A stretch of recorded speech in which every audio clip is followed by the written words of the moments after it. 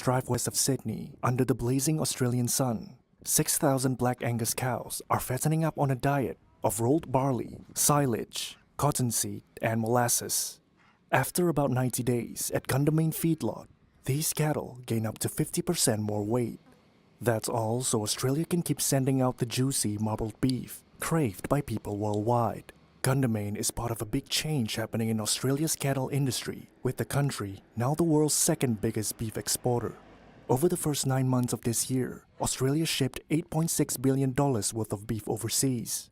Helping drive the rising tide of exports are feedlots, facilities where cattle are brought together to be fed a high-calorie diet in the months before slaughter. They're aiding Australia in winning customers in Asia who especially prefer grain-fed meat.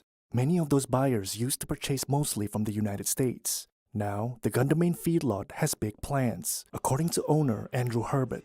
We've sort of just at the moment we're expanding. We're hoping to expand to probably double the number to 12,000. But main reason for doing that is that we're probably looking at better cow comfort level for cattle later days. Industry data show there are a record 1.6 million cattle in feedlots across Australia, up from 1 million 5 years ago. By 2027, analysts say the number will probably hit 2 million. The growth comes as the US declines. Drought has reduced cattle herds there to their lowest level since the 1950s, and beef production is expected to fall this year and next. Analyst Matt Dalglish explains how the tables have turned for Australia.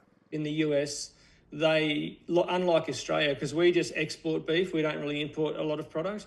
The US actually import and export beef. So they're in a position now where they're importing more beef because they haven't got as much domestic production.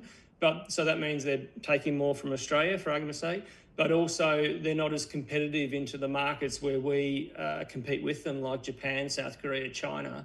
There are other key markets in Australia, and the US are just not as competitive because their product is so much more expensive because of this, mismatch of supply and demand they have. Feedlots also protect Australian farmers from swings between droughts and good rain, with the country always producing far more grain than needed for cattle feed.